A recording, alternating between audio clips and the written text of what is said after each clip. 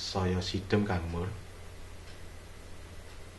Niki wau jenengan aturne ndedonga. Ndedonga napa ndedonga wau. Mbok menawi Kang Mur niki kersa maringi resep-resep ndedonga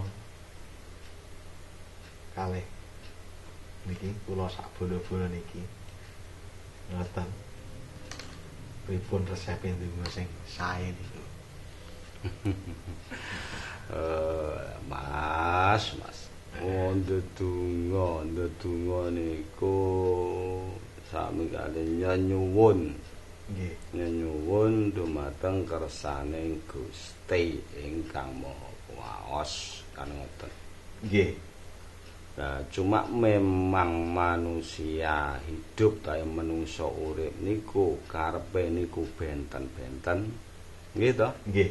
Enten sing nyuwune sae, nggih to? Nggih. Enten sing nyuwune kirang sae.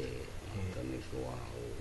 Carane ndedonga ta nyuwun sing sae, nggih nyuwun sing sakmestine kangge keluarganipun sing sae, nyuwun sing sae-sae, nggih nyuwun bebas nyuwun kene Gusti ingkang paring gesang nyuwun napa mawon kan bebas niku. Wong kadang nyuwun sing kirang sae mawon kadang yo boten kula terusne niki. Dadose mesti nek saged niku cara manungsa urip wonten alam donya. Upaya ndedonga lan nyuwun menika kedah nyuwun ingkang sae. Nyuwun ibarate nyuwun barang padhang dalam arti barang resik, barang sae ngoten maksude. Mboten nyuwun barang sing peteng ngoten niku. Suatu contoh nek barang peteng nggih kados sing teng ajeng wau nyuwun barang peteng malih niku mengke nyuwune malih serat niku pun benten boten tenggene Gusti ingkang paring gesang nyuwune tenggene makhluk lintune niku wau. Ngoten niku wau nyuwun barang peteng dalam arti barang nyuwune tenggene makhluk niku wau damel nuruti nafsune masalah bondo donya wonten donya ngoten niku wau.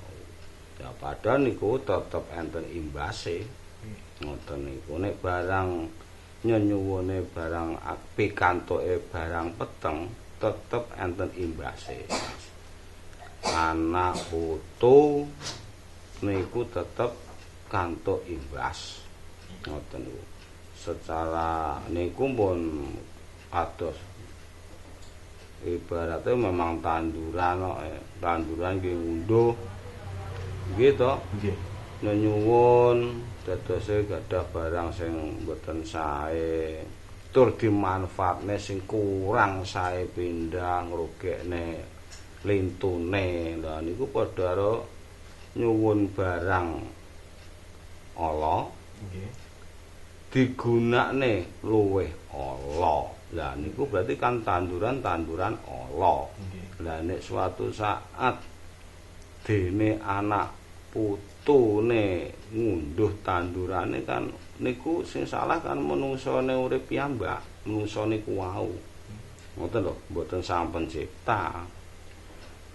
Lah mulane nek teng kawruh niku diusahaken nyuwun ingkang sae-sae. Nggih nyuwun ekonomi, rejeki pangan, nggih to, rejeki sandang, ngoten niku kesehatan, keselamatan, nggih to. Tetep eling, saged tetep eling, mempunyai iman sing kuat ngene Gusti, mboten kenging budha makhluk-makhluk lintune. Kersane napa to, Mas? Kersane slamet wonten donya, nggih to? Nggih slamet wonten alam sakbibare donya. Ngoten niku wau. Nyuwune ngoten niku wau sing sae-sae. Dadose anak putu nggih mboten nyangga barang ala. malah nyuwune sae, anak putu malah nampane nggih sae, wong niku tandurane tiyang sepahe. Oh nggih nggih. Tanduran tiyang sepahe nyuwune sae, nggih to, kantuk rejeki sae, digunakne sae, sing jelas anak putune nggih nampa sae. Ngoten lho Mas. Ngoten niku wau. Kentene ngoten to Mas. Nggih napa mboten? Nggih leres.